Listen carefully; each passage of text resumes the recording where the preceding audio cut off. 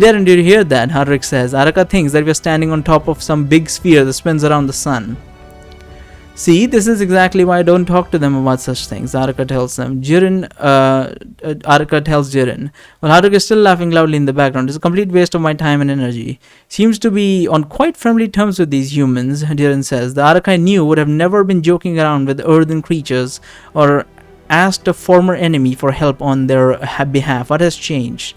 A lot has changed, Jiren, Araka says. A lot of things. Either way, I think we've held you long enough. Once you've given you all the details that you need to regarding my soul absorption technique, we'll leave you alone. Then we'll contact you again in a day or two so you can give us some update on your progress, discerning the matters that we've discussed. Hopefully it'll be only good news. Oh, and make sure that you don't let anyone know of the fact that we've been in contact with each other. I don't want any of the gods to know that I'm the one secretly pulling the strings behind the scenes. Right, Jiren says. Let me hear those details, then I'm all ears. The next 20 minutes or so, Araka gives Jiren a very thorough explanation on how the soul absorption process works and why the wrong application of a technique can lead someone to permanently speak in multiple voices, as in the case of Selkram and Ulruk. She then also takes the time to teach him how to use the same basic version of a technique that she taught the banshees on the earthen plane, so that he can properly understand what she's talking about. Once Araka makes sure that Jiren has been given enough evidence to believe her side of the story, she begins to discuss with him a very elaborate plan on how to expose the god of death and the god of time in front of all the other gods, in a way that would make it obvious for everyone that they have absorbed spirits in the past. According to her, there is a way to temporarily awaken the spirits absorbed by Selkran and Ulruk from their long hibernation, but it can only be done for a very brief period of time, so it is important that there are many witnesses as possible at that given moment. In order to bring all the gods together, Jiren has agreed to contact them tonight to falsely claim that he wants to pledge his loyalty to them tomorrow, before noon, considering that he is a former leader of the largest and the most powerful group that has been opposed the gods in the past. Such an offer will be hard for them to refuse, since his surrender will most likely greatly demoralize any spirits who still have any thoughts of resisting the gods' rule.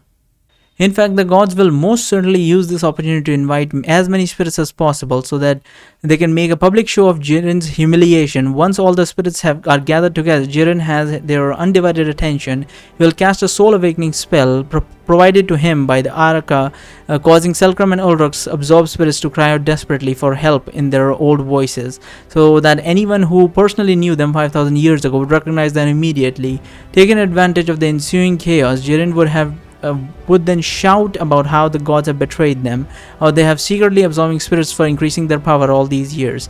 He would have also then claimed that the true reason why they banished Araka and the other females of the civilized races were because they were afraid that they could become powerful enough to challenge their rule, because they want to keep the soul absorption technique a secret so that they alone will be able to use it. In the ideal scenario, Jiren's speech should be enough to rally most of the spirits to his side, giving him the chance to escape while the gods would be too busy fighting amongst themselves to apprehend him. Thus, Jiren would have the chance to form a new group of enlightened bodies in the next few days, while the gods would need to choose whether they'd want to side with Ulruk and Selkram or fight against them in the inevitable upcoming war. Obviously, the ideal scenario is nowhere near guaranteed and a lot of things could go wrong, but Jiren definitely seems motivated enough to carry this through, no matter the risk. As we have already established, Jiren will be giving us regular updates from about the situation on the magical plane, though we have agreed not to contact him in the next 2 days so as to avoid exposing him to any unnecessary risk of being caught having a conversation with us. As soon as the discussion between Araka and Jiren ends, we'll all decide to go to bed. Since the moon was already pretty high up in the sky by the time everything was said and done, luckily for me, I do not have any night shift schedule for today, so for once I am finally able to sleep uninterrupted until late in the morning. When I wake up in my tent about 10 hours later, I notice that my stat device is beeping next to me. Although I'm not sure how long has it been doing this, it looks like I've received some new points. It was about time. The way they expect us to do this, we should not invest immediately, but I don't give a shit. Invest now. So let's see, we don't have anything in toughness. I kind of want to get into magical sense and aura hardening, so we'll put we have only 3 points, so we'll put them like this. It's not going to be very good because we have like points spread out all over the place, but whatever.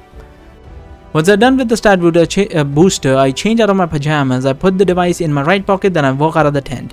So I was thinking, I hear the voice of Darren as I leave the tent's area and get close to the river. Arka, you said yesterday that all the banshees learn to possess people from you or from spirits that were taught by the technique by you, right? So what happens to all the other female spirits who get born into this world and don't know how to possess the people?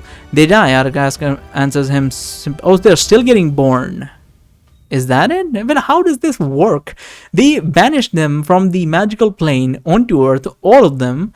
So a couple of them met up with Araka and they survived, and some of them that they met survived. Everyone else died.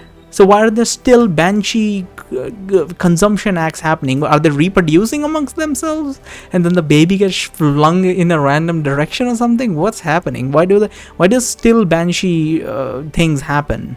I don't quite understand. They die, Araka answers him simply. But you said that a part of the Magium is in charge of creating new spirits to balance out the ones who die, don't you?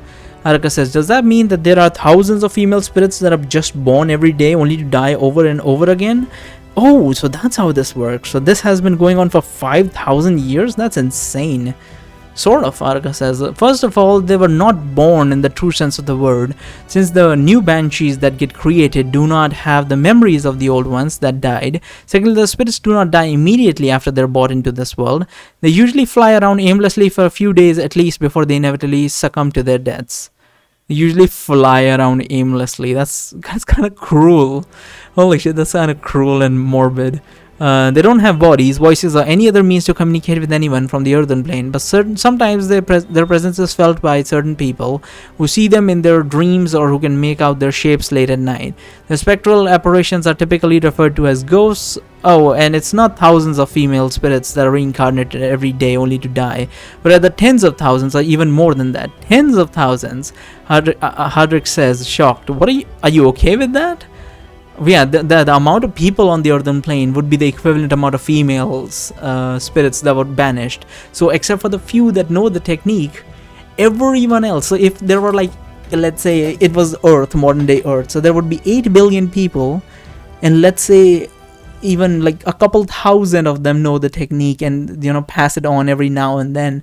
So there are less than 100,000 spirits that survive, and all of the almost 8 billion die every single day.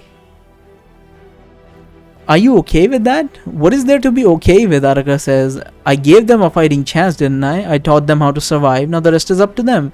Besides, it's not like I could have done much more for them even if I wanted to. I was trapped in a mountain for more than 4,000 years, remember?